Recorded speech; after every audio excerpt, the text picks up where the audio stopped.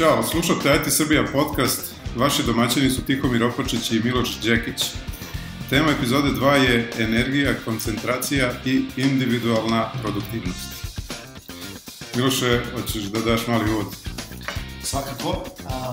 Ovo je jedna veoma relevantna tema, ne samo za IT industriju i ne samo za IT industriju u Srbiji svakako, nego čini mi se za bilo koju industriju i za bilo koga ko sedi, stoji i radi neki posao.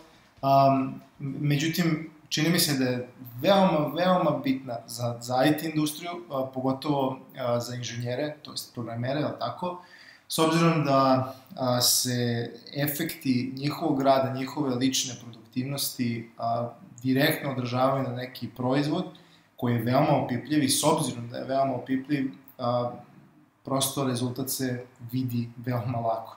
To znači ko je produktivan, osjetit će se u nekom krajnjem rezultatu i zato bi želeli sad u početku da postavimo jedan problem kao tezu, a to je lična produktivnost, pod 1 i pod 2 nešto što se zove prokrastinacija. Ja ne znam da li ljudi znaju uopšte šta ta reč znači, ali ću zamoliti Tihomira da da njegovo viđenje, možda čak i stručno. Ne znam da li je tačno kako bi rekao, po rečniku interpretacija te reči odlaganje do daljnjeg nekog zadatka koji moraš da uradiš u fazonu. Ako imaš task da napraviš nešto što ti je relativno dosadno ili mučno, pa odeš na Facebook, pa odeš na Twitter, pa izađeš, udahneš svežeg vazduha, vratiš se i to, pa ti se i dalje ne radi, pa se završi dan, pa sutra ću, pa preko sutra ću, to je prokrastinacija. U prevodu svi to rade i to uveliko. Jeste, i to u suštini nije lako prokrastinacija, se kad bolje razmislim, kao pojavljaju kao fenomen dalje od pojedinca. U svom slučaju, prokrastinacija je efekat koji može da se proširi, znači, drastično dalje od jednog pojedinca, od jednog individualnog inženjera ili zaposlenog i može da obuhvati čitave timove. Jedna od stvari koja je veoma bitna je u stvari kako se sa njom izboriti. Po onome što sam i ti sad rekao da je prokrastinacija, ja moram da priznam, ne definišem tako dobro, ja bih rekao da je to u našoj prirodi, da smo mi ljudi po prirodi takvi, znači da mi odlažemo, znači ako mogu sutra, ajde da gurnem po tepih pa ću sutra. Pa u suštini, da, svi imamo crnogorske korene. Znači ja prvi imam, to je stačno, nema šta. Ali, tako da... Pa ništa, kako se borimo sa prokrastinacijom, kako da sačuvamo neki nivo produktivnosti i da u nekom krajnjem rezultatu ne obrukamo ni projekat, ni kompaniju, ni šta je već at stake, što bi rekli. U suštini sad ljudi tu razvijaju razne metode koje mogu da za nekog obave posao, za nekog ne, ali mislim da je na svakom pojedincu odgovornost da se on edukuje u tom smislu i da nađe ono šta radi za njega konkretno. Tako da bih pomenuo za početak GTD metod se zove, odnosno skraćenica za Getting Things Done. To je zapravo knjiga koja se bavi temom lične produktivnosti. I ima tu sad par nekih highlighta koje bi izdvojio. Svakako će biti link ka toj knjizi, onaj ko ga zanima, preporučujem da klikne na link i pročita knjigu, uopšte nije dugačka, ali evo na primjer, šta sam ja poneo iz te knjige i usvojio u nekom svakodnevnom radu. Kreiranje, na primjer, serija srodnih akcija. Što to znači? To znači da ako sam ja sad udubljen u rešavanje nekog problema, na primjer, programerskog, nebitno je, i ako meni u tom trenutku zazvoni telefon, nebitno je kome zovem, ja sad sklanjam fokus sa problema, javljam se na telefon i razgovaram sa tom osobom, vraćam se na problem, ja više nisam produktivan, znači meni je koncentracija otišla u vazduh i ja moram da provedem ponovo neko vreme da bi se vratio problemu. Postoji neko istraživanje koje tvrdi da programerima treba u proseku 15 minuta da se vrate u stanje visoke produktivnosti, nakon što ih prekineš, pa da. Jer ti u glavi imaš gomilu nekih varijabli koje, znaš, pamtiš gde ti je šta, klase, funkcije, u jednom trenutku sve ti se to raspa i ti moraš ponovo da protrčiš kroz sve to, da sastaviš gde si bio, znaš, poklataš niti misli koje su se raspršile. Meni je interesantan primer stolara jednog, koji mi je skoro nešto završavao, kako je on to opisao i setio sam se odmah da mu dam konkretan savjet koji i ovde napominju. Čovjek, kad govori posao, on sedne za svoj stol tamo radni i krene da crta, znaš, on tehnički crteš kako će taj nameštaj da izgleda. Udubi se skroz u to, zazvoni telefon, ej, čao, gde se šta ima, aha, da dođem da donesem naš komad nameštaja, važi, vidimo se u 12, to je to. Nastavi da crta, više ne zna gde je, ne zna naš, ni mere, ni kome crta, ni šta crta. Tamo se sastavi na 10 minuta, prođe, ponovo zvoni telefon druga mašterija. I tako u krug. Rekao, brate, uzmeš, grupišeš te taskove na jednu stranu. Ako si seo da crtaš, sedi 2 sata, crtaj, stavi telefon na silent, i pusti nek zvoni, mislim, ili, znaš, odbijaj poziv ili šta god. Pa onda kasnije, kad si nacrtaš što imaš da nacrtaš, uzmeš lepo tu listu poziva i odvojiš 15-20 minuta, sat vremena, koliko god da ti treba da pričaš sa klijentima i ispričaš se sa njima. I mislim, to je to, znaš, produktivnost automatski skače, zato što brže ćeš nacrtati i nećeš biti na kraju kraja ni nervozan.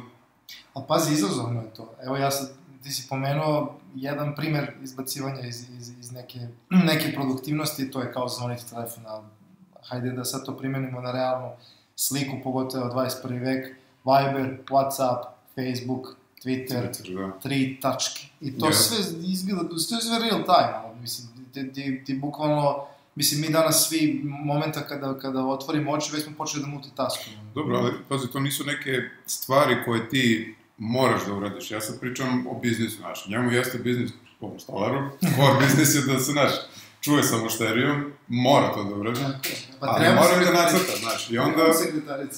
Pa dobro, mislim, okej, imaš raznih biznisa, malih, velikih, nemaš svakog da priušti sekretarica i slično, ali po meni je njegovo rešenje to, da grupiše, znaš, neke stvari i zadatke koje on obavlja tokom dana da bi bio što efikasniji i efektivniji. Isto tako, ako imaš, recimo, neke stvari koje obavljaš van kancelarije, odlazak do banke, ako moraš da odeš i do knjigovodstva, i do vamo, i do tamo, ja mislim da to svi rade, znaš, nećeš da ideš sad u banku, pa se vratiti u kancelariju, pa za sat vremena izaći ponovo, pa otići do računovodstva i to hoćeš ako ti uopšte nije stalo do sopstvenog vremena ili ako voliš da se vozikaš.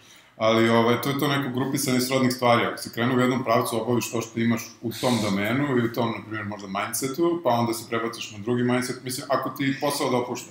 A ako ne, pokušaš da ga ukrojiš da ti dopušta. Čini mi se da je ovo što si upisao dosta se svodi na proces planiranja. Znači, kako si isplanirao i organizovao sebi narednih N minuta ili N sati. To je isto jedna od stvari kojom se bavi ovaj GTD, to kreiranje sopstvenog roadmapa svakog radnog dana. Da sedneš ujutro, kad dođeš na posao, neki to rade čak i čim ustanu. Znaš, sedneš i... Ne vidi ljudi, digu sam 2 prsta. Znaš, sedneš i kažeš, ok, ovo su moje poslovne obaveze, ovo su moje privatne obaveze, znam da će nešto još da mi leti, ovdje ću biti rezervisan, napraviš listu stvari, šta i kako radiš i ne razmišljaš. Znači,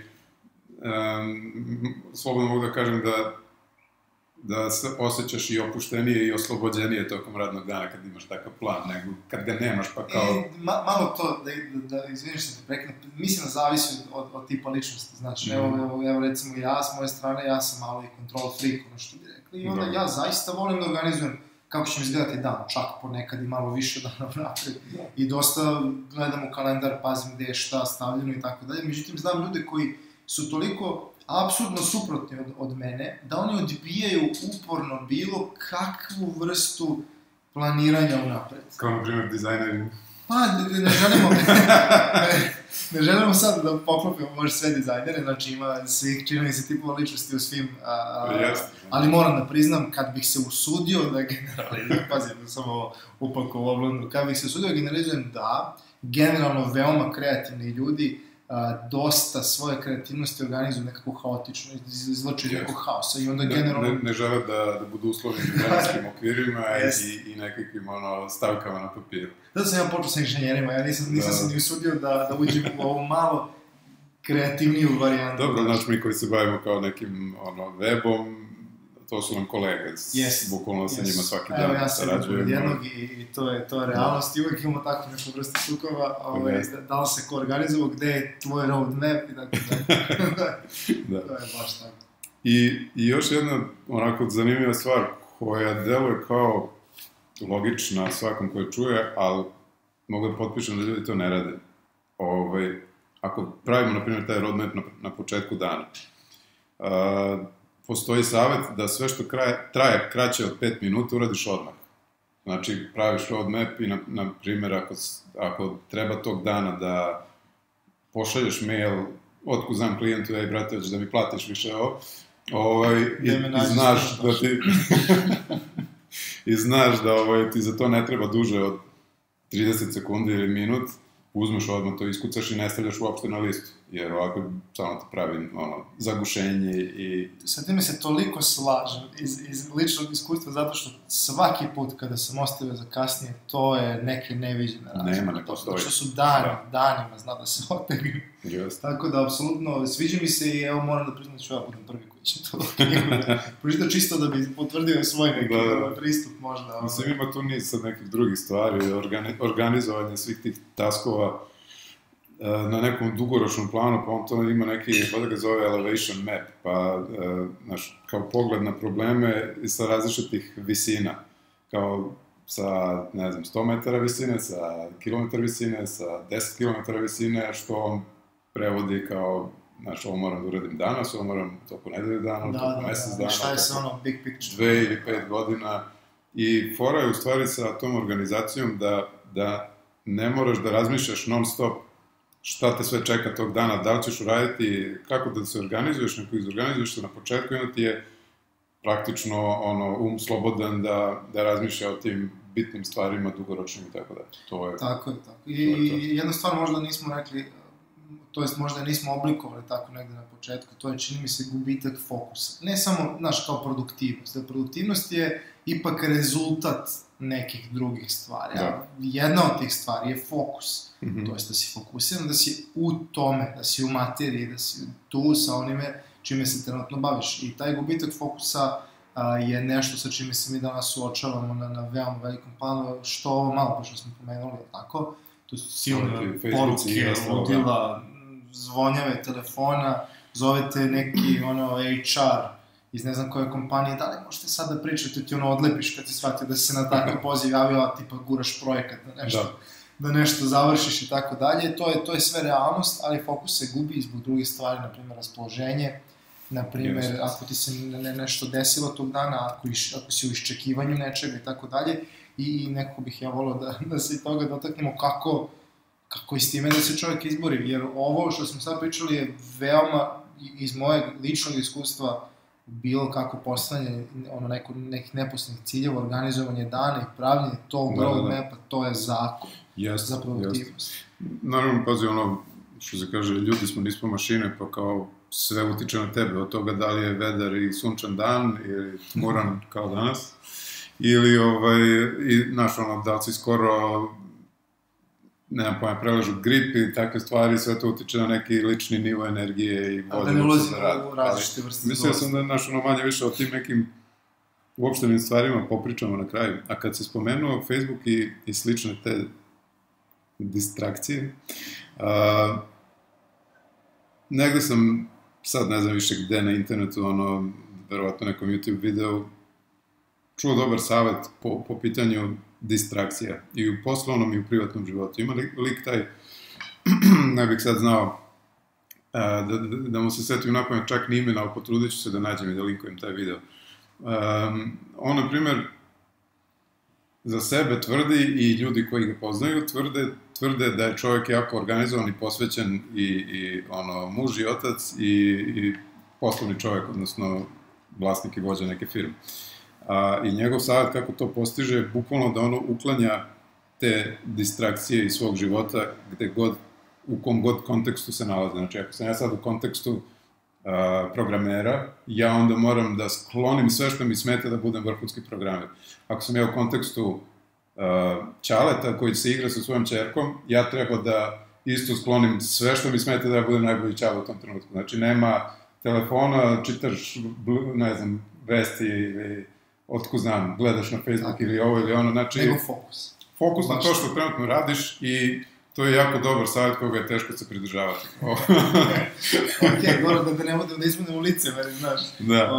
Tu dajemo neki savjet. Apsolutno, eto, čini mi se da smo se nekako složili da treba se paziti gubitka fokusa i evo, apsolutno se ja slažem pripaziti na to koje stvari, ali to je ona priča samokritičnosti i generalno samoanalize, znaš, da ti znaš šta tebe izbacuje iz produktivnosti, ako ti shvatiš, a to je, kažu da je poznavanje problema pola rešenja, znači da ako ti uočiš problem, znači moja produktivnost trpi od toga što ja na Twitteru gledam kome je zapratio, gledam na Fejsu da li mi je prihvaćen friend request ili ne znam, Viber, ludnice, znaš, na Viberima imaju i grupe, pa ljudi znaju baš da spavaju.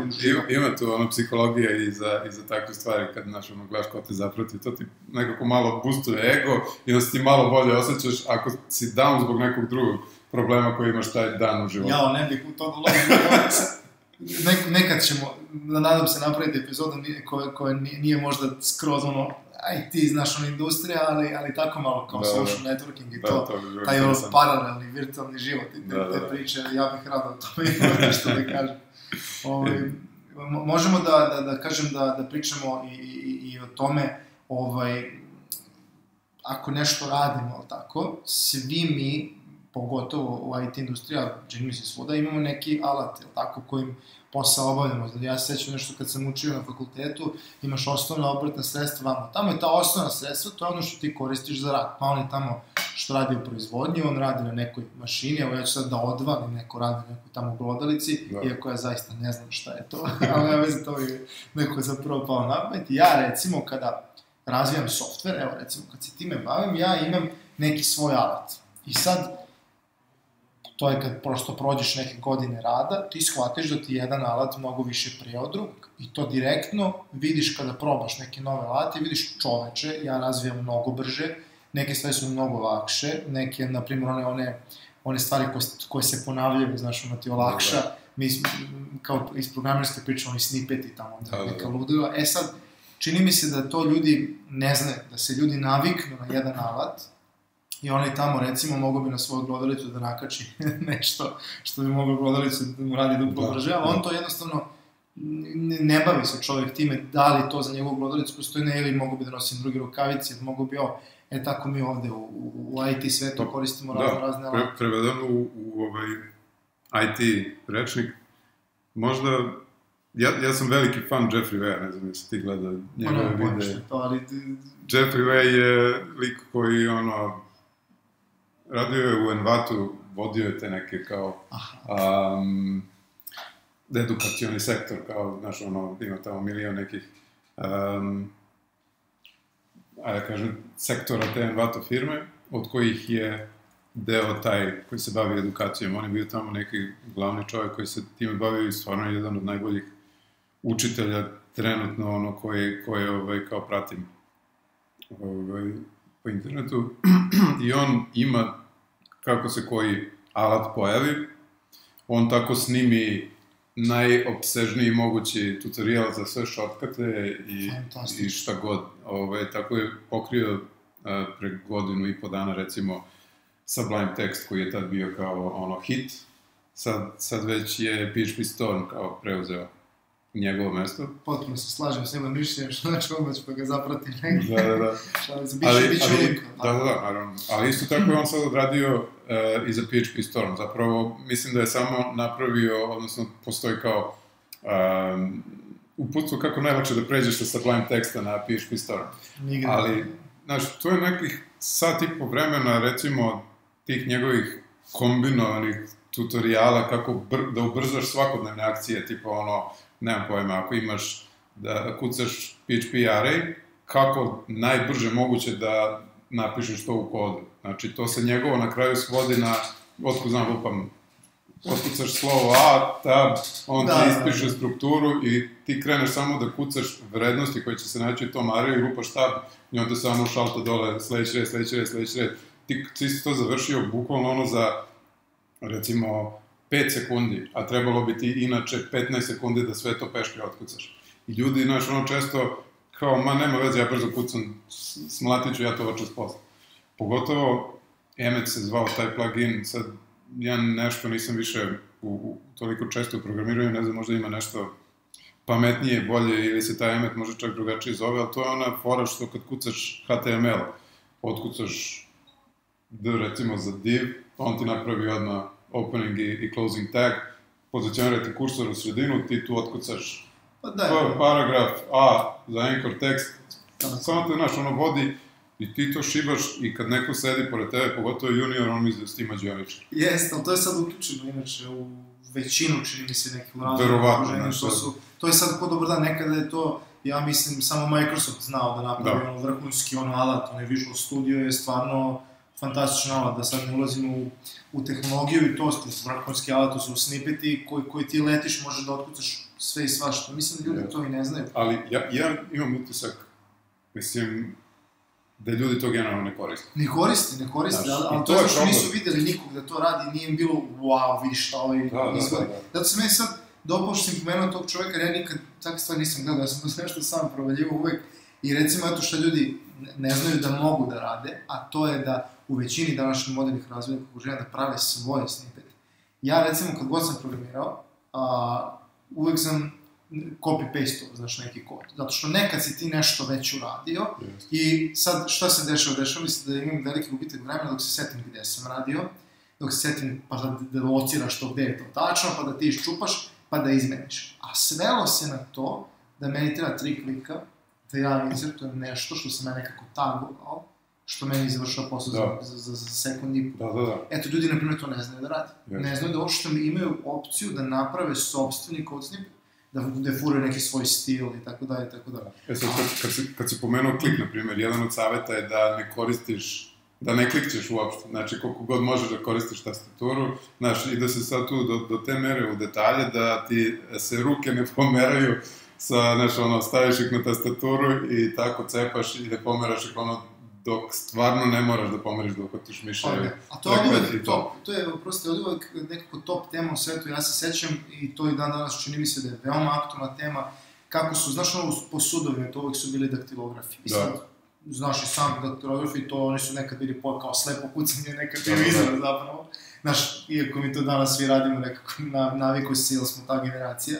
Ali generalno uvek su gledali kako da ubrzaju, kako da moguće što brže oni unose tekst i da to bude sa što manje grešaka. Pa imaju one specijalne neke tastature koje uopšte nemaju standardno slova, nemaju ono kverte, nego to su neke konstrukcije gde se čovjek toliko dobro navikne da to leti, da je procent grešaka po dokumentu skoro nepostojeći i tako da. Tako da ta priča optimizacije posla je nešto što nije sad palo s Marsa, nego postoji odgovor. Samo čovjek sad treba da se locira u smislu gde ja radim, u kojoj industriji, čime se bavim, hajde da nađem neki alat ili neku caku u nekom alatu postojećem koji koristim kako da ja budem produktivniji.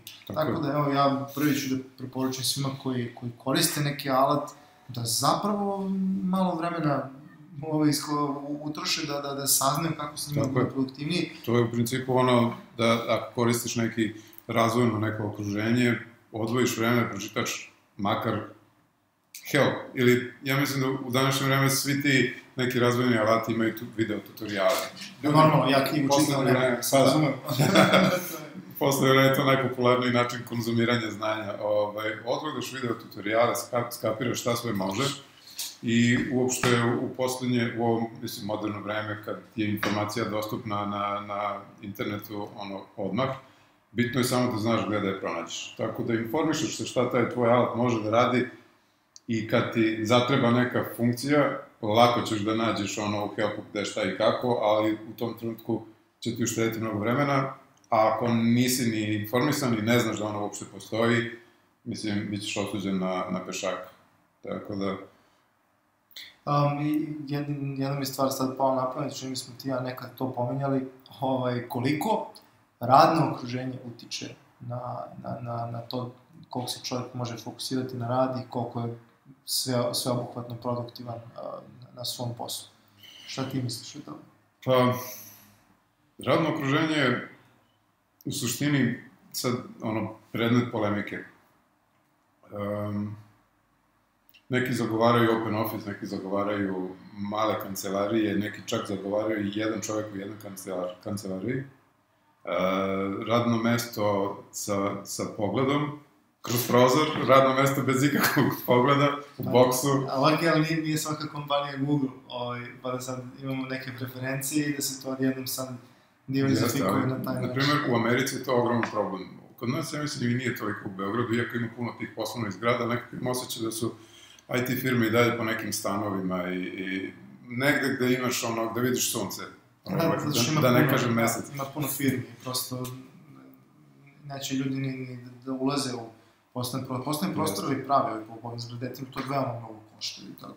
Možda i ne košta toliko mnogo. Ja sad, mislim što ne bih pomenuo ni da ih reklamiram, ali postoji Regus, to je firma kao svetska, koja ima poslovne prostore u svim većim gradovima u svetu. I ti kod njih platiš kao zakup stola na mesečnom nivou i ti praktično ako putuješ možeš kao u fazonu da u bilo koji grad da dođeš sa tim kao tim što si platio jedno radno mesto da sedneš u bilo koju zgradu u svetu. To je super kao za poslovne ljude koji puno putuju.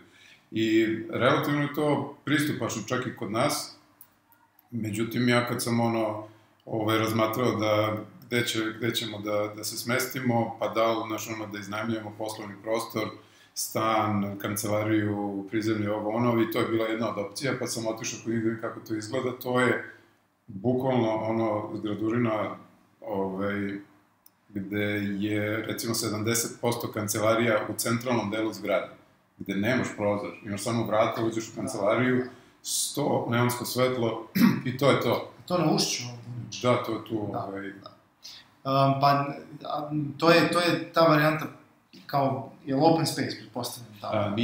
Nije, to su sve, kancelarije podeljene, ali su zidovi, ja mislim, naš fleksibilni, to može da se pomeraju kako tebi odgovara. To je uređuju ga, da kažem, ad hoc, kakva je situacija trenutno. Ali, na primjer, ja ne bih mogao apsolutno da radim u kancelariji koja nema prozor.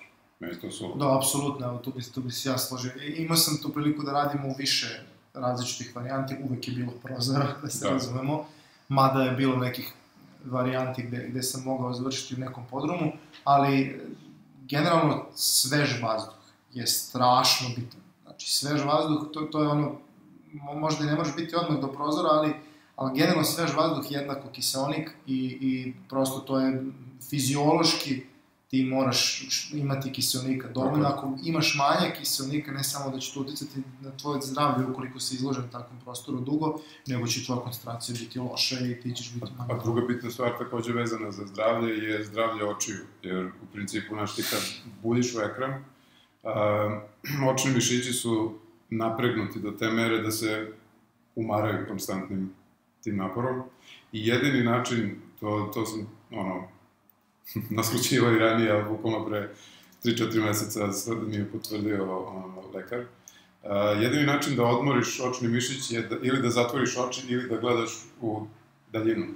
Znači da ne fokusiraš. Da se opuste mišići. Da se opuste mišići i ti tad, kad skloniš pogled sa monitora na neku tačku u daljini, ti tada opuštaš oči i, neće ti se desiti na kraju dana da ti se zakrvave ili ne znam nije šta. Ja ću vam jedan veoma brz savjet iz kompletno ličnog iskustva. Ja sam pre 4-5 godina nabavio naočare koje nemaju dioptriju, znači nemam dioptriju, nemam nikakve potrebe za naočima, ali sam kupio sam naočare koji imaju antirefleks zaštitu i generalno upijaju dosta velik spektar svetlosti i ja sam preporodio na kraju dana, pošto naš budući celovnik kompjuter, tako da ja bih preporučio, to može da košta, da se mi razumemo, ali ko radi obično u sebi može to da priušti, mislim da je to veoma bitna stvar, mada smo mi malo pobegli, čini mi se sa one osnovne teme. Ja bih hteo da malo izložim jednu malu prednost možda rada, recimo, u stanu, imati kancelariju u stanu, pošto ljudi ne znaju, ljudi danas i kada, recimo, idu s fakulteta, znaš, pa zamišljaju gde će raditi, oni zapravo zamišljaju jednu poslovnu zgradu i neke kancelarije, ne znam baš da li zamišljaju open space, ja sam se sa time suočio tek kad sam prvi put u životu otišao na praksu. Ali bih ja izdvojio jednu veoma interesantnu stvar koja se meni dopada kod rada u stanu, a to je kupatilo. Verovo ili ne, to je kupatilo. Evo ovako, u velikim poslovnim prostorima stalno sam nalazio na one, znaš, one grupne neke WC, razumiješ, ti ulaziš, to je ogromno, i onda imaš 4-5 kabina sa WC šoljom i toalet papirom, i onda kad izađeš imaš tipa par lavabo. Evo, recimo, to je standardno. Sad, negde manje više tu bilo i drugih nekih opcija, međutim, to su opet bile ono kao da si u osnovnoj kroz srednjoj školi imaš slačionicu. Eto, tako je mene uvek posjećalo. Ti sada razumeš, ponekad imaš veće potrebe, realno, znaš, možda nećeš baš da se tuširaš na poslu, mislim, ali generalno imaš veće mogućnosti za ličnu higijenu. Nekome to veoma bitno, iako mnogi ljudi, na primjer, o tome ni malo ne razmišljaju. Idealna stvar, recimo, kad ja razmišljam je da si u stanu, da imaš kupatilo, da imaš WC. To je kao generalno prenošenje neke tvoje navike kako živiš u svom stanu ili kući na posao. Jeste, slažem se.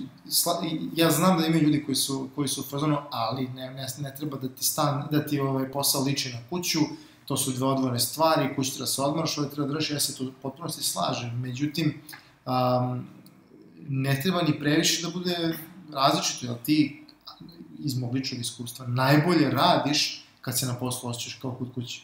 Znači, to između ostalog podrazumeva da si relaksiran, da znaš šta da očekuješ od okoline, da znaš šta možeš, šta ne možeš i tako dalje. Također, još jednu stvar ću samo da napomenem, a to je da je za mene, recimo, veoma bitno da budem blizu, recimo, prizemlja, tako nešto, da mogu veoma lako i brzo da izađem napad.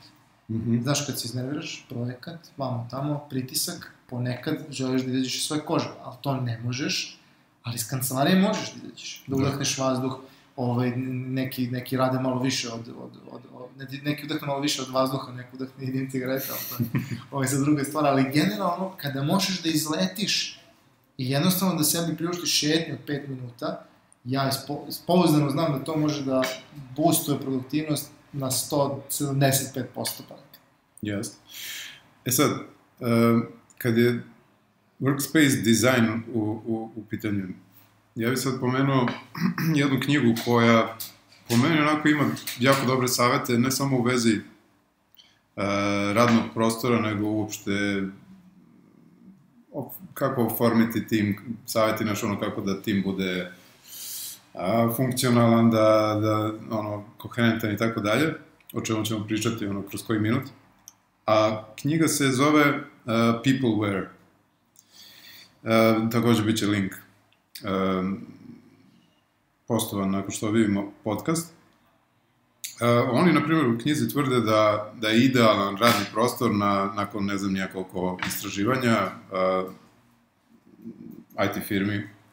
IT firme su u pitanju, taj gde 3 ljudi sedi za svojim radnim mestima u jednoj prostoriji koja osim njihova 3 radna mesta ima jedan kao sto sa 2 fotelje gde su nekakvi možda časopisi gde možeš da sedneš da iskuliraš i to je to. Znači, nikako open office, nikako boksovi, nego je to kao neka preporuka sa kojom ja ovako iz mog dugogodišnjeg iskustva apsolutno mogu da se složim. Ajde sad da popričamo malo o timu. Sve ove stvari koje smo do sad pomenuli apsolutno imaju velikog uticaja na nečiju produktivnost, ali mislim da tim možda i najveći uticaj može da ima na produktivnost pojedinca u nekoj radnoj organizaciji. Jer ja sad karikiram u nekoj radnoj organizaciji znaš, može da ima neko ko ti se ne sviđa, ko te nervira jako i zbog koga ti teško da dolaziš na posao, jer prosto se ne slažeš s njim, znaš, i to tvoj poslodavac možda ne vidi ili ne mari za to, ali ti, na primjer, imaš problem da radiš sa tom osobom i to je loše. Znači, to je loše za firmu, loše je za tim, loše je i za tebe i za njega koji se kao ne podnosite. I u principu je odgovornost na poslodavcu da, mislim, složi taj tim da funkcioniš. Mislim da smo to u prethodnoj epizodi ovog našeg podcasta pomenuli, da kada ljudi dovode nove zaposlene, da oni gledaju da nekako se slože ono neki vibe da postoji dobar, što bi rekli Amerikanci. Zašto? Zato što to je, čini mi se, mnogo veći problem u velikim firmama. U malim firmama čini mi se da je mnogo manji problem jer ti imaš taj luksuz da malo bolje iskeniraš nekoga ko dolazi kod tebe u tim i da se malo bolje upoznate. Na kraju krajeva ono što se zaboravi u velikim firmama zbog silne birokratije, to je da su to ljudi i da su to ljudi koji rade sa ljudima i da kad skupiš 5 plus ljudi na istom mestu, čak i 2 plus čoveka na istom mestu, ti ljudski odnosi apsolutno definišu u kom će pravacu to da ide. Tako da ne treba da budu zategnuti i tako nešto i sad imaju tu neke razne HR politike velike firma, kako razrešavati konflikte, kako ih sprečiti i tako dalje, ali suštinski se sve svode na to kako će se skontati kao ljudi, članovi tima, ne znam da se slažeš. Apsolutno se slažem. Prvi i osnovni preduslov da ljudi budu produktivni je da su međusobno kompatibilni, da mogu da sarađuju. A sledeći neki stepen, i postoji izraz za to, je gelling. To je, mislim, engleska reč koja... Kao jellying. Jellying, da, kao da se, uslovno rečeno, slepe tim. Šta se u tom trenutku dešava? U tom trenutku tim postaje celina koju je jako stalo do toga da povereni joj zadatak bude obavljen što je moguće kvalitetnije. Postoje, znaš sad, i urbane legende o timovima koji su ultra dželovani. Tu je, pričao sam ti bio o takozvanom Black Teamu koji je funkcionišao 70. godina u IBM-u. Obavezno sad piše. Da. To je QA tim koji u suštini, totalno zloglasni. Njih su se programeri, inženjeri plašili kao smrti. Čak su oni nosili crnu odeću kao znak raspoznavanja u kompletnoj firmi i da bi još više podstakli taj njihov imidž koji su dobili. I sad legenda kaže da se neki nesrećni programer nameračio da napravi savršen softver koji oni neće moći da rasture, gde mu neće naći ni jednu manu.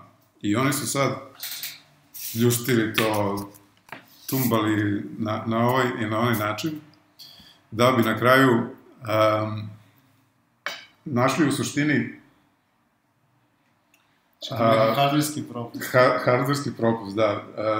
Taj softver je, mislim, storovao podatke na magnetnu traku. I oni su sad provalili da pri određenoj frekvenciji ormar koji, mislim, gde je montirana ta magnetna traka, će se zaljuljati. I sad ako ti ponavljaš tu frekvenciju, ormar će se ljuljati sve više i više i na kraju će pasti. Ja sam zamišljao nekog ko pravi test, znaš, stoji pored ormara i gurka ga nogom, ako ne pogodi frekvenciju. A šta se desi? Padne i gotovo sve. Padne i žasturi se, znaš, hardware, otpadne magnetna traka sa uređaja i naravno da software više ne funkcioniše ako nema na čemu da radi. A teoretski bi mogu i da preskočiš, što kažu ponekad, ako ga malo šutneš, počneš ne znam kako je to izgledalo. Ali pazi, to nema veze sa da čovjek dođe pa da gura to. Nego je to fazon, ti programski, ako određene radnje radiš, kapiraš, onda se ormar zaljulja premotavajući tako na jednu stranu. To ima veze sa softverom? Ima, da. I onda ako ponoviš istu radnju, on će da se premota na drugu stranu i zaljuljaće se na drugu stranu. I ti sad, kako repetitivno to radiš u tačno određenim vremenskim intervalima, na primjer na svakih 5 sekundi, pogodio si amplitudu. Ti si pogodio amplitudu, on će da se ljulja sve više i više i više i više i na kraju padne. ali prouzrokovano softverom, nešto je došlo sad neko da tu ljulja. Zašto je taj tim uopšte tako nebulozno produktivan da može da nađe tako nebulozan propust? To je sad... Mislim, to je taj krajnji stadijum dželovanog tima, gde oni krajnje ime, mislim, to više nije stvar ni o tome koliko ćeš platu imati, ni bilo šta, nego prosto da ispuniš svoju misiju. Verovatno ne znam, vojna jedinica koja ima naš misiju da nešto uradi što je od nekog višeg značaja za otko znam koga. Pa ima tu čini mi se nešto ljudski, je osjećaj pripadnosti, znaš, i koliko je pojedinac veći i jači i bolji kada se nalazi u dobrom okruženju i kada je deo nekog višeg cilja. Tako da, ja sam recimo bio sam u većoj firmi i video sam to kako se neki timovi tako su se formirali specifično da uopšte nisu nešto mnogo komunicirali s ljudima van tima. Naprotiv, nekako su bili onako jedna sopstvena mala zajednica, čak i tu bilo nekih tendencija da se to odvajaju, pošto ja sam bio u nekoj priči Open Space-a, da se oni odvajaju, da se pregrađuju, znaš, da oni imaju svoj malo... To zovu klanovi, kao. Tačno, znaš, I to ljudi generalno posmatruju kao lošu stvar. Ali to uopšte ne mora da bude loše. Mislim, znaš, loše je ako tu postoji neka zla krv među različitim delovima jedne firme, pa jedni vuku na jednu stranu, drugi na drugu stranu, i onda tu dolazi do prepucavanja i to. Ali ako svaki tim radi svoj neki, jasno definisan deo posla i takmiči se sa drugim timom koji radi sličnu stvar na drugi način, je to cool. Pa zašto da ne, ali opet ono što ja mislim, a i opet znam iz iskustva, i koliko god da su timovi kompaktni i dobri, i to ima rok trajanja. I to je također realnost. I te stvari se rešavaju, ili se tim refreshuje, ili se refreshuje projekat, ili se tim rasparčava, ali to je, čini mi se, jedna malo više nauka od onoga što mi sad pokušamo da nekako sažmemo, a to je neka individualna produktivnost. Ja bih pokušao da napravim neki zaključak, a to je da je pojedinac produktivan u stvari onoliko koliko je ceo tim produktivan. To jest da to veoma mnogo utiče na individualnu produktivnost. Takođe, zato kaže čitava je nauka kako je jedan tim, koliko je tim produktivan, zato što rezultati jednog tima su rezultati sinergijskog efekta, a ne skupiš 5 jabuka, imaš 5 jabuka, naprotiv, to je 5 jabuka koji kad su individualne, to je sve po jedna jabuka, ali kada su okupljene na jedno mesto, to je već već ih zoveš skupi kotarica jabuka, i to je kotarica jabuka, ima veću vrednost nego 5 jabuka individualne. Tako da, s te strane, čini mi se da je veoma jasno da je tim strašno visok faktor. I ne samo tim, nego čak i ljudi s kojima neposredno ti komuniciraš. Naprimjer, menadžer, neki project manager, naprimjer, on može da vodi 5 projekata, tako? Recimo, svaki projekat radi jedan tim, to je 5 timova, tako? I sad ti trudiš da imaš dobar odnos sa project managerom, bez obzira da li je to, da li je loše, da li je dobro, znaš, pogotovo kad je loše. Kakav imaš odnos. To, recimo, ta priča podređeni, nadređeni, takođe mislim da ima strašno veliki utisak na tebe, na raspoloženje i na mogućnost da se fokusiraš, a već smo objasnili čini se kako fokus doprinosi. To je neko sveopšte produktivnost. Kad smo kod fokusa, hajde da pričamo sad o jednom psihološkom fenomenu jako zanimljivom, koji sam ja dugo vremena hajde da kažem, naslučivao da postoji, ali nikako nisam mogao da mu dam ime. I onda sam jednog dana zaseo na internet i rekao daj da izdefinišem taj search query, da nađem o čemu se tu zapravo radi. To je flow. Flow kao pojam u psihologiji je definisan, ajde kažemo, flow je neka opšta reč i naziv za to. Sinonim u ovom kontekstu može da bude i groove za muzičare, može da bude i in the zone kad pričamo o sportu ili o igricama i slično. O čemu se radi? To je... Groove, zaista zvuči... Da, to je zapravo stanje u kome se pojedinac nađe gde se on maltene totalno isključuje iz stvarnosti i gde mu je jedino bitno ono što u tom trenutku radi. Ajde sada, možda najlakše je to muzičarima da shvate kroz primjer benda. Kad kaže Bubnja, na primjer, da je ušao u grup pesme, on je u stvari totalno se posvetio muziciranju, skapirao se sa ostalim članovima benda, znaš, svi su precizni, niko ne greši, svima je do jaja i svi bukvalno maltene doživljavaju neku vrstu ekstaze u tom stanju, zato što su se skapirali i super su uvežbani i sve im ide od ruke i sve to, znaš, zvuči super i svi se osjećaju super. Isto tako stanje je moguće i za programere i meni je to žao što zbog prirode mog posla ja više to stanje ne doživljavam, ali evo nekog kratkog recepta kako postići to stanje. U teoriji ne samo, važi ne samo za programere. Znači, ta aktivnost kojim se čovjek bavi i u kojoj učestvuje, mora pre svega da ima jasno definisan cilj. To je, recimo, neki projektni zadatak. Najbolje je da nije predugačak, recimo da traje do sat, 2, 3, taj jedan radni ciklus. Agilno. Da. Feedback mora da bude trenutan. Znači, ono što čovjek radi, ono mora odmah da vidi rezultate. Kao što slika, na primjer, ako slika sliku, on odmah vidi to svoje delo koje nastaje tu pred njegovim očima. Tako i programer najčešće. Pogotovo kad je web u pitanju, ne mora nešto dugo da radi dok, znači, ne pogleda rezultat svog rada ili u brauzeru ili ne znam ja. Čak se i počinje od stvari koje daju neki neposredan rezultat, kako bi odmah došlo do validacije da je to. Jeste. I na kraju, učesnik da bi došao u to stanje flowa, mora da ima dovoljno znanja i veštine da obavi zahtevani zadatak. Što znači ne sme da ima neki bloker koji će ga onemogućiti da u kontinuitetu radi na rešavanju problema. Recimo, ako nekom nedostaje znanje o određenoj tehnologiji, taj neko neće moći da postigne stanje flowa, zašto će morati stalno da ide da čita, da uči i tako dalje. Ali, ipak je poželjno da postoji određen mali segment neznanja, u smislu da kad završiš taj posao, da osjećaš zadovoljstvo zato što si uradio nešto što je bilo na granici tvojih mogućnosti. I to je ono što gejmeri zloupotrebljavaju kod ljudi kad igraš igricu sa nivoima. Naprimjer, dobiš prvi nivo što ti laća, čisto da se upoznaš sa komandama, levo, desno, skok, pucanje, onda sledeći nivo ti je već malo teži, tu već moraš malo da se poučiš, da popamtiš gde šta stoji na ekranu.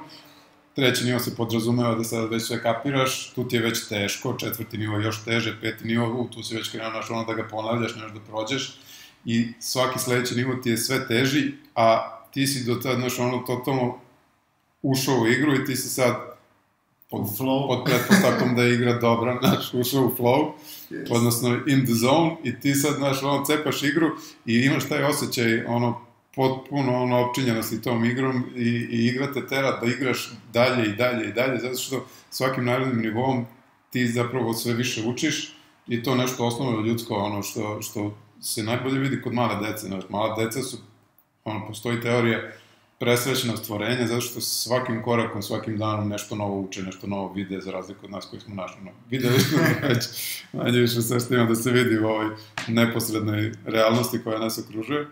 Ali to je taj naš moment u igrama gde opčinjavaju igrača da on prosto ne može da prestane da igra. I onda ti možeš 6 ili 8 sati da cepaš neku igricu, a to je razlog.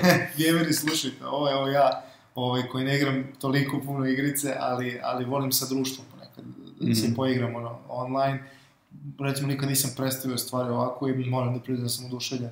Ovime što je sad rekao jer je potpuno tačno. Znači, neko je tu provalio stvari kako funkcioniše ljudski mozak, je li tako? To je, i jeste. Ja volim čoveče kad pređem nivo u igrici i obično, i to sam i kod drugih video, znaš, dođeš do nečeg i kao, ovo je nemoguće, znaš, kao ovo je nemoguće, ne može se uradi, kako su oni to što zamislili, i to sam doživljavao i na poslu. Znači, čekaj, stvari koje su stvarno izgledale nemoguće, znači, neostvarive, a zahtev je bio jasan, uradi to i to. Tako je. I onda si ti dve opcije, ili si neko povuku za rukav, pa ti on nešto tu objasnio ili si nekome platio da ti nešto radi, ili si, u slučaju onih pametnijih, graniči se s genijem i tako dalje, provalio sam i onda je taj osjećaj zadovoljstva nebulozno jak. To je, oprosti, kažeš teorija o psihologiji. Tako je. Daću link, ima link na Wikipediji, to je jako lepo opisano i razrađeno, pisane su knjige na tu temu i svašta nešto. Čak se taj workspace design o kojem smo pričali nalazi u funkciji boljeg postizanja tog stanja flowa pojedinca. Naprimjer, postoji teorija da se flow najlakše postiže kad stojiš. Ne znam da li si čuo da navodno sve više firmi ima stolove gde ti staviš računar, ali nemaju stolice, nego su stolovi u visini, ne znam, tvojih laktova kad stojiš i ti tu stojiš zapravo i radiš. Pa ja imam primjer kolege jednog koji ima epizode takve u kojima uzme na svoj sto, postavi nekoliko kutija koje znaš, od monitora, od kućišta, ovih standardnih desktop računara i to, i onda stavi laptop na to i bukvalno ja kad uđem, on ima slušalice, on sluša muziku, cepa kod, razumiješ, i izgleda mi ko neki DJ, razumiješ, ali znam pouzdano da on time postiže neke stravovalne nivoje produktivnosti, tako da s te strane, ne znam da razumijem... Pita ga je u flow. Da, ali pazi, on nije tu tada, ja znam kad mu upadnem u office... Da, onda si bi ga... Nevjerovatno, bukvalno moraš da ga tekniš, onda ja imam neke fazone tu prvo preko Skype-a napišem. Ne znam, jesi gledao film možda Social Network? Mislim... Jesam, ali to je čim se nešto davno da sam gledao, nije mi to što skoro. Ima, recimo, ne znam, Lupiću, 2 godine. Pa to je mnogo, 3 godine. Koliko filmu izašlo. Ali Social Network, o Facebooku, Sećam se. Od strane Facebooka sponzorisan film, valjda. Tamo se, na primjer, isto pomeni taj flow. To je čak Mark Zuckerberg u nekom trenutku sedi sa slušalicama i kao programira nešto i u nekom trenutku mu prilazi onaj ortak koga je ispalio, mislim, Jacinto i sve. I kao skidamo te slušalice, ja kao beseno, pa zovem, kao si normalan, kao ja sam u flow, kao zašto si to uradio? Kao, maltene bogohuljenje, znači to.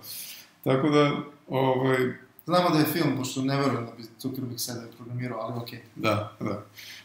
Platio čovjek, možda ga predstavi, da se predstavi kako hoće. Tako da, znači, to je prisutno u programerskoj kulturi generalno na zapadu. Kod nas, iskreno da budem koliko dugo sam radio, ja sam dosta kasno naišao na kovanicu, odnosno termin koji je stavio ime na to što sam ja osjećao dugo godina nazad. I to mi je onako bio kao vrhunac i rekao, i još u psihologiji kao super, nije naivna stvar. Ja sam nešto se setio da si mi pomenjao, ja nisam znao da to tako zovu vani, kao boosters i drainers. Pa da, mislim, boosters i drainers kao u smislu šta te podiže i šta te spušta generalno. Sad, tu možemo da pričamo o tim stvarima kao nešto što te ne samo na poslu, nego i u životu motiviše da nešto radiš ili da ti nešto bude lakše. Pa sad ovako, to su male stvari koje ne možeš da generalizuješ ni pod koju granu psihologije ili nekog produktivnosti i slično, nego su to individualne stvari koje čine svakog od nas. Šta tebe? Ja ću da razmislim među vremenu šta bi mene premotivisalo na rad. Ne znam, ja sam veliki fan motivation speakera, na primjer. Znaš onih likova što bi rekli, da ne budem prost, nego što vole da previše pričaju. I naravno ne sve, nego ima tako određen broj. I puno se smeju i veoma su pozitivni. Da, likova koje volim da pratim, znaš, i u principu, znaš, on ti govori stvari koje ti već znaš, ali te prosto podsjeti na te neke osnovne ljudske vrednosti i zašto si ti tu, zašto ti tu sediš, zašto ti to sve radiš. I bude ti lakše, znaš, to ti kao otko znam, košarka, time out, trener tu skupi ekipu na gomilu i krene da se dere na njih, ajmo, vi to možete, znaš, krene da te bodri, to je taj neki trip koji meni, znaš, koliko god to glupo bilo, meni to radi. I ja, imam na mom telefonu par tih kao govornika, non stop, kad mi frka nabijem sluške i poslušam, zanimljivo, znaš, ono, 5-10 minuta, nebitno je i meni to kao ko. Mislim da svakom treba to, znaš, da ga neko ili nešto podsjeti na neke lepe stvari u životu. To mislim da nam svima treba, da se razumemo. Sad ti si to otkrio kroz, znaš, motivational speakers, ja lično ne slušam, mada evo, možda bih te zamolio da i meni nešto preporučiš, a i možda da ostavimo nešto kao linkovano pod da vidi ljudi, znaš, čisto možda si neko to pronađe, to je meni to zvuči zanimljivo. Mogu bi da preporučim čak i neke ljude koji to na srpskom rade jako dobro. Znaš, manje više svi oni pričaju istu priču, jer svi oni slušaju jedni druge i svako to upakuje u neki svoj revolucionarni, senzacionalni proizvod za 99,99, ali kogu god čovjek da uzme, vjerovatno na kraju samo stvar, da li ti se više sviđa način izlaganja ovog ili onog trećeg. Da, ja recimo ne bih mogao da slušam ljude koji psuju, zato i ne gledam stand-up komediju, jer mnogo psuju, a mene to recimo nije mnogo živcira, ali šta još bi ti recimo izdvojio kao booster, ali tako? Ali baš konkretno šta te ne booster? Pričamo samo o boosterima, za početak, pa ćemo negativnim stvarima kasnije. Kafa, na primjer. Ja, ne mogu da kažem da sam od onih koji kao ne mogu bez kafe da započnu dan, ali volim da je pijem i osjećam boost energije kad kao sunem šolju kafe i nekako mi je lakše da se fokusiram i da radim nakon što popijem kafe. Delimo sklonost ka tom boosteru, samo bih ja pomenuo, meni je ponekad, a prepoznam to u mnogim drugim ljudima, bitno recimo iz kakve šolje kafe. Znaš, imaš šolje, sa motivacijnim porukama, imaš šolje koje kada staviš nešto vrelo u njih, one dobiju, promeni im se slika, dobiješ neki natpis, tako to. I meni je to recimo nešto veoma cool. Zato što sam ja jedan od onih ljudi, i opet, ponavljam, znam da nisam jedini, koji sebe, recimo, ostavlja neke motivacijone poruke, koji sebi piše podsjetnike, ja sam strašan fan sticky note-ova i onda ja sebi zalepim sticky note, recimo znao sam sebi da nalepim kada neki dan mi bude veoma težak, za sutradan ostavim sebi jedan smiley samo. I onda dođem i onda, znaš, onako sam sebi, budalaštim, znaš, podsjetnik, onako nervozno i bacim, ali je dobro. Tako da, ja recimo volim da pijem motivacijone šolje kafu i to je nešto što mene, na primjer, motiviše. Naprimjer, neke ljude rade energetski napici, ali ja nikad nisam bio fan. To mi je ipak previše stimulansa, a iskreno smatram da nije zdravo. Generalno, kao startup firmama, ja sam viđao pun frižider energetskih napitaka i drogirane programere. Znaš, naliju se time i svi su naelektrisano i sve pršti koliko rade, ali prođe godina dana i svi su u fazonu, više su iscrpljeni nego neko ko ne pije ništa. A oni ne mogu bez toga. Znači, bukvalno se navuku i droga je i onda kao što se desi, vlasnici firme ili oni koji se brinu o ljudima kažu, nema više, prelazimo na zdravu hranu. Da, i to onako ga se seku motkom, ali ja ću tu sad reći moje mišljenje kako je do toga došlo. Znači, prvo mi nismo vidjeli energetsko piće do pre ne znam koliko godina. Znači... Prvo se pojavila guarana i reći ću ti, to je bilo 97. recimo. Pa da, krajem tamo prošlog veka. Ali šta hoću da kažem, nisu bile toliko popularne. A i moraš priznati gde su počele da budu popularne isključivo po mlade populacije. A zašto? Zato što firme koje proizvode kroz prodaju, kroz distribuiraju, su se veoma mnogo potrudile da naprave onaj takozvani sampling, to jest da daju besplatno, pogotovo po srednjim školama i fakultetima. I bukvalno imamo generaciju ljudi koji su navučene na energetska pića. Mislim, evo skoro su bile ove poplave, ove užas što zadesi u zemlju, i sad, znaš, neko je mogao da doprinese ovako, neko, mi smo nešto drugari otišli da kao volontiramo u neku školu. I sad najviše volontera, hvala Bogu, bilo je među tim mlađim ljudima, pogotovo tako srednjoškolcima. I ja sad izlazim napolje iz one neke opštine, pokon njih 20, svi drže Red Bull i piju i puše cigaretu. I ja pomislim, čovječe, koji kombo, razumeš? Sjećam se sebe, 17 godina, guarana i pivo, što je užasno. Ali otkud sad to? Znači, neko je pozicionirao to u svest i imamo sad prosto navučenost. I na radnom mestu kapiram da može da te boostuje brže i jače nego kafa, ali preveliki je impakt na zdravlje, tako da, mislim, ja ga nikad ne bi podveo pod booster. Postoji nešto što je ono, što se desi manje više svakom pre ili kasnije, burnout. To je ono, krajnja neproduktivnost, to je bukvalno maltene ono predgašenje sistema. Kad se do te mere iscrpiš na poslu, zbog otkud znam nekog roka, pa radiš bez prestanka, možda i bez spavanja nekoliko dana za redom i onda ti pada mrak na oči i ne znaš gde si. Znači, ja kapiram da u tom trenutku kad ti konzumiraš još više tih napitaka energetskih, da postoji realan rizik po tvoje zdravlje koji I to neposredan i veoma brzo može se fatalno može se završiti, znači čak smo to i slušali jedan puta. I čak se ne otkriva puno, znaš kad se desi tragedija da je preminula mlada osoba na žurci, tako to se desi zato što ljudi tako pobrkaju. Da, mislim treba biti jako oprezan što se toga tiče. Tako da ja ne bi to nikad podveo pod booster, može nekome biti. Znamo da ljudi to piju i to piju veoma intenzivno, ali je to generalno loše i ja se ne bi time bavio. Nekima je čaj, recimo, zamena za kafu. I čaj, sasvim ja isto ponekad, znaš, nekad sam kafa, nekad sam čaj, zavisi od nekog vremena, kada recimo sad dolazi zima i to, kafa recimo je loša za imunitet, ljudi to možda ne znaju, pogotovo kafa s mlekom, sad ja pazi koji pijem kafu s mlekom i tako da je kako to rešavaš, tako što malo možda prevagnem pa više pijem čaj, imam vrhunskih čajeva koji veoma mnogo mogu da zamene kafu. Sad, kad smo kod nezdravih stvari, cigare, znaš, kao push pauze, to je baš posebna priča. Ja sam bivši pušač i sad sam apsolutno protiv pušenja.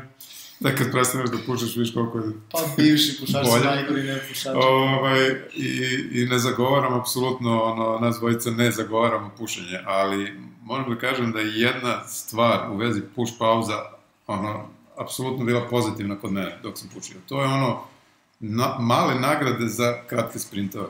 Naprimjer, imaš ovu teoriju flowa koju smo pomenuli. Ti sad radiš te male segmente po 2 do 3 sata, totalno se izgubiš u poslu, super ti je, odradio si to, na kraju si presrećan što si rešio taj problem, osjećaš se jako uzbuđeno zbog toga i pametno i onda izađeš napolje i kao zapališ cigaru da se nagradiš, kao bravo Tihomire, super si to uradio, znači to je taj fazan. I to je jedino što mi nedostaje kod pušenja, ako ćemo realno, sve ostalo je bez veze. A nagradi se ljudi i čokoladicu. Ali da, mislim, nađe se nešto drugo.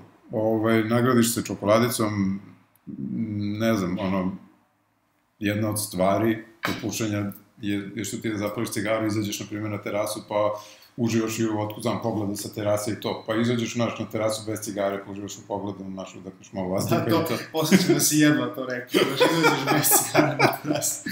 Zato što ja imam kolege koji baš tako, baš sebe nagrađuju, znaš, i to je taj znaš, ustane onako sad sam završio, razumeš, izađe napolje ili na terasu i zapali. Ja sam često izlazio s njima, iako nisam pušio.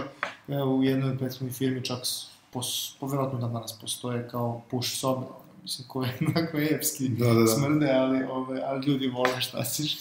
Tako da, ja isto ne bih zagovarao pušenje, ali bih možda zagovarao kao taj sistem nagradi sebe, znači... Nekako, da. I dobro je da ljudi ustanu od kompjutera i da proslave na bilo koji način taj neki sitan uspeh, jer usput se nadovezuje na znaš, malo da odmoriš oči. Tako da, totalno mi to zvuči okej. Ali, sad, u kontekstu radne organizacije, te push pauze znaju da budu kontraproduktivne, jer recimo, za Bošana to uvijek ima. Čovek, programer A, je završio segment i sad je srećan i on je rešio sebe da nagradi cigarom. I onda će onda prođe po firmi i pokupit će sve pušače, ajmo na pljugu, znaš, ajde, ovo, pokupiti pola firme i sad odjednom pola firme je na terasi i puši. A on je sebe nagradio, ali je sve ostale sprečio da dostignu taj stadijum gde su oni završili svoj segment, deo priče da, znaš, izašli su zbog njega, ne zato što im se stvarno puši. Da, baš je teško pušače naterati da izađe od cigara. I ja znam, hvala Bogu, pa otkad je uveden ovaj zakon, koji sprečava pušenje na radnom mestu, mnogo je manje pušača nego ranije, ali pre recimo 5 godina u toj firmi gde sam ja radio je bilo 80% pušača. I tu je bilo potpuno rasulo. Znači, kad se ide na cigaru, nema nikoga u kancelariji. Ostano, dvojice, trojice, kao njih koji sede nešto i dnevno je stradalo, po meni, slobodnom procenom, bar svačih 45 minuta do sat vremena je uslovno rečeno, poslodavac bio zakinut time što su zaposleni išli napolje. I to od svakog čoveka. Znači, ako imaš 10 ljudi koji ti 45 minuta izlaze, to je 450 minuta neproduktivnog rada. Suštinski... Odnosno nerada. To je ona neka priča sa početka. Ako se ti boriš protiv prokrastinacije, zabušavanja i tako dalje, ti generalno nećeš sebe nagrađivati svakih 5 minuta cigarom ili odlaskom gupatilo šta otkud znam, mislim kako ljudi sebe nagrađuju. Htedao da te pitam, pošto si ti taj koji je meni u moje razmišljanje uveo termin boosters i drainers. Šta je drainer? Znači, je li to ono što nam smeta, što nam utiče na motivaciju negativno? Kako uopšte definišu to? Pa pazi, prvi kao veliki pad opštih performansi mojih kao u tom trenutku tim lidera se desio prvi put kad sam se selio. Naprimjer, selitba je za mene huge drainer bio. Valjda zato što, znaš, kad imaš svoj dom, to ti kao neko uporište iz kojeg krećeš u nove radne pobede i ako ti tamo nemaš sve pod konac složeno, tebi je život manje više u neredu. I to je mene toliko pogodilo da ne samo, znaš, proces traženja novog stana i šta god, nego samo selitbe, znaš, ti kad se preseliš, ti si u nekim kutijama, jednom sam se selio, ali veoma dobro znam kako je. I tu non-stop neka nervoza vlada, dok god ne rasporediš poslednju stvar, izvadiš je iz svoje kutije i staviš na svoje mesto, ti imaš određen nivo haosa u glavi. To može godinu dana traći. Da, bukvalno. I ja sam, kako sam se preselio, tu u tom periodu osetio pad performancije od 23%. Sigurno. Znači, pad koncentracije, pad mogućnosti rasuđivanja, ne možeš da veruješ. Jedino što može da se meri tim padom koncentracije i rasuđivanja je kad ti se desi najlepši događaj na svetu, a to je kad ti se rodi dete. Znači, kad postaneš roditelj, ti još nisi, ali da će Bog, uskoro ćeš, nadam se, i vidjet ćeš o čemu pričam, to je, znači, promena, kao da te, znaš, neko izokrenuo na opačke, pa ima sve ispočetka. Jer, ljudi, znaš, nameste si u životu da im sve bude potoman i, znaš, imaju neku rutinu u svim sferama svog života, privatnog i poslovnog, i onda dođe dete i onda je to glavni prioritet u tvom životu, sve ostalo je manje bitno i ti, znaš, osim što nemaš više sna, imaš, potpuno pomeren sistem vrednosti i to je nevjerovatno što se desi. Pazi, da ne bismo, da kažem, dalje podhranjivali neki stav koji se meni recimo danas ne sviđa, čujem ih od mnogih svojih prijatelja i kolega, to je nisam sad spreman za porodicu, ne mogu sad, ono što ti kažeš, tek sam sad uredio i tako dalje, trala, evo ti mi sad kaži, pošto je prošao taj moment kada se rodilo dete, kako je sad izgleda? Slušaj, to je, šta se dalje dešavalo, to je potpuno revolucija u mom životu. Mislim, znaš, ovo nije sad kao soap opera ili bilo što slično, nego istina, koju su verovatno i drugi neki očevi doživjeli ili kao roditelji, novoskovani. Ti odjednom imaš neuporedivo veći sistem, odnosno osjećanje odgovornosti prema svojoj porodici i prema tom nekom biću koji treba da tek krene u život i ti treba da kroz taj život vodiš. Naprimjer, ja sam sebi dopuštao da dovoljno dugo da se, mislim, ne bavim nekim stvarima u životu koje su mi bile teške. Ajde da to tako stavim, sročim, naprimjer. Orange Hill kao firma je zaživela istinski tek nakon što mi se rodila ćerka, zato što sam ja ono, znaš, kao, ok, sad nema više zaprkancije, ajmo sad kao stvarno da stvorimo nešto što će ostati iza mene i što će mom detetu pružiti nekakve mogućnosti u životu. Dakle se boriš za više...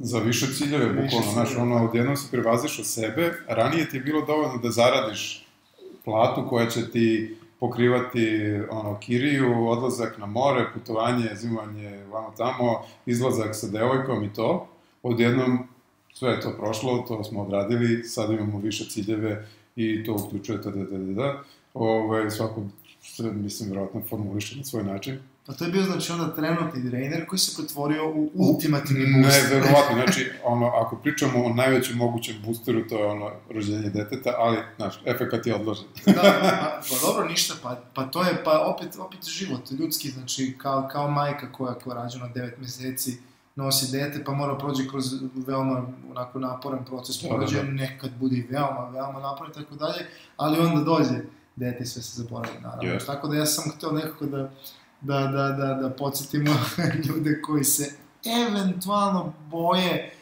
od izlaska iz komfort zone i započinjanja porodice, širenja decom i tako dalje, da doći će stvari na svoje mesto i to ne da će da dođu, nego potencijalno će da dođu i da pređu nivoje koje smo nekad možda videli. Ja recimo, što se trenera tiče, dosta stvari može da utiče na mene. Recimo, ja sam teški meteoropata, evo sad vidiš i sam sve tmurnije vreme, meni je to katastrofa za toj aktivnosti, onda ja to lečim raznim boosterima, kako ti kažeš, pokušavam sebe da ubedim da je vreme bolje i tako dalje, ali recimo tu ja najbolje lečim muzikom. Znači, mi to nismo pomenuli uopšte i ti ja smo ljubitelji muzike, da sad tu ne gledamo ko više voli muziku, to je nemoguće, ali recimo muzika je sastavni deo života, stoga i sastavni deo posla i može biti fenomenalan booster koji može da nadiđe, da prevaziđe tolike neke probleme, da sam, potpuno sam usvojio tvoju terminologiju, te booster, te drainer, ali generalno i vaša produktivnost može zavisiti zapravo od toga koju muziku slušati i na koji način slušati na poslu. Ja mislim da to je potpuno individualna stvar. Naprimjer, meni jedno vreme, i ja mislim i dan danas, muzika iz filma Oblivion, Tom Cruise, tako mi vozi, stvorena je za programiranje, totalno preporučujem taj soundtrack svima, ali inače, ja kao volim glasniju muziku, metal, i slično, što nekima potpuno razbija koncentraciju, apsolutno. Mene to, naprimjer, napaja energiju. Pa, evo, ako mogu da dam iz mog nekog iskustva, ja u nekom normalnom workflowu dnevnom volim da slušam lagano opuštenu muziku, znači ponekad i radio, znaš. Međutim, kada je rock treba da se stigne, metal i hard rock je zakon. Znači, to se odvali i ti, znaš, džuskaš, u stoli, cepaš i stižeš rok, mislim, to je tako, Da, meni se dešava kao, šta radiš? Ili meni pričaš? A ne, slemuješ, ok. Da. I tako i ličiš više da si podoban za to, ja nekako, recimo, ja sam uvijek primjer slušao metal, kad sam bio mlađi, ali nekad nisam izgledao kao metal, znaš, niko nije provalio, znaš, mada ja umem i da šaram, ali nisam veran ni u koji način nikakvom žanru. Recimo, moj kolega kroz šef, kroz zapravo veoma dobar prijatelj s kojim radim na poslu, on recimo ima takve šetnje sa žanrovima da je to neverovatno. On kako osjeti da ga neki žanr gura u produktivnost, on tako fura dan, dva, tri, to ponekad ode i na cecu, da se mi razumemo. Što ja nemam ništa protiv, naravno, mislim, ceca, srpska majka i tako to, ali recimo ja nikada ne mogu budem produktivan uz cecu, a on danas je bajaga, sutra je ceca, preko sutra je neki minimal, razumiješ, neki tehno, stvarno, i po tom pitanju mu malo i zavidim što može tako da veže zapravo produktivnost svoju na neko vreme za određeni žanr. I to radi čovječ, on je veoma produktivan zapravo kao inženjer, na primjer. Strašno produktivan, ja tu sam čak i od njega malo neke caki možda i pokupio, znaš, što je normalno ti kad si u timu s nekim, to je razmena, fora i fazona, mislim, ja nekad nisam pio čaj, na primjer, onda sam vidio kolegu da pije čaj i to onda sam ja malo koji ti tu čaj piješ? Pa vidiš, ja onako, pijem onda, ja probao i to radi zapravo. Radi, bre, znaš, ima jedna stvar koju sam ja kao iz neke, da kažem, uzrečice bukvalno primenio u realnom svetu. Imaš ono kao staviš različite šešire na glavu u zavisnosti od uloge koju u tom trenutku igraš, pa kao, na primjer, staviš svoj programerski šešir kad programiraš, a staviš svoj, otko znam, šešir za testiranje kad testiraš, a šešir za sastanke kad imaš sastanke i to. Ja bi imao 10 šešira, onda čovječe šta pa sam... znam, ali, na primjer, što je meni bilo pomagalo u produktivnosti jednom trenutku kad sam imao neki nenormalan rok da završim je kaubojski šešir. Kupio sam kaubojski šešir i stavim ga na glavu i transformišem se u neku drugu osobu i kao lakše mi da izađem na kraj sa stresom. To je, pazi, roleplay je generalno, i ja sad ne bih se usudio da probam da citiram neki izvor, ali sam svakako istraživanje čitao, pošto se ja generalno roleplay gamingu nekim bavim, u slobodno vreme vrlo često, ume da reši puno problema i da prevaziđe razne situacije u životu, kada ti zapravo se uživiš u neku ulogu. Tako da to ima čitava neka nauka iza toga, možda ćemo nekad moći o tome više da pričamo. Trenutno osjećam da se prilično smračava, a i mi čini se dolazimo do kraja naše druge epizode, pa sam ja hteo da iskoristim priliku. Vi znate da smo mi nekako tek počeli sa ovim podcastom i mi se veoma radujemo što možemo da razgovaramo na ovu temu i voljeli bismo da nam se što više ljudi priključi u raznim formama komentara online, tamo gde mi postujemo naš podcast i takođe bismo voljeli da čujemo koga bi ljudi voljeli da čuju, ljudi iz koje oblasti, iz kog dela IT industrije i tako dalje, da pokušamo prosto i mi da porazgovaramo s nekima neke zanimljive teme. Tako je, znači naša osnovna misija razbijanje tabua iz IT industrije domaće i strane, da pričamo o svemu što niste smeli do sada da pitate. Ima jako puno stvari na tu temu, mi imamo spisak tema koji se uvećava bukvalno iz dana u dan i o kojima ćemo, nadam se, imati prilike da pričamo, a nadam se da će nas neko imati volje i da nas sluša. Ja bih vas ovim rečima pozdravio, do sledećeg slušanja. Miloše.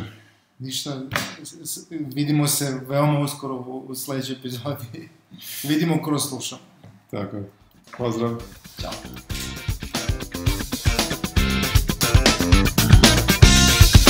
Slušali ste IT Serbia podcast.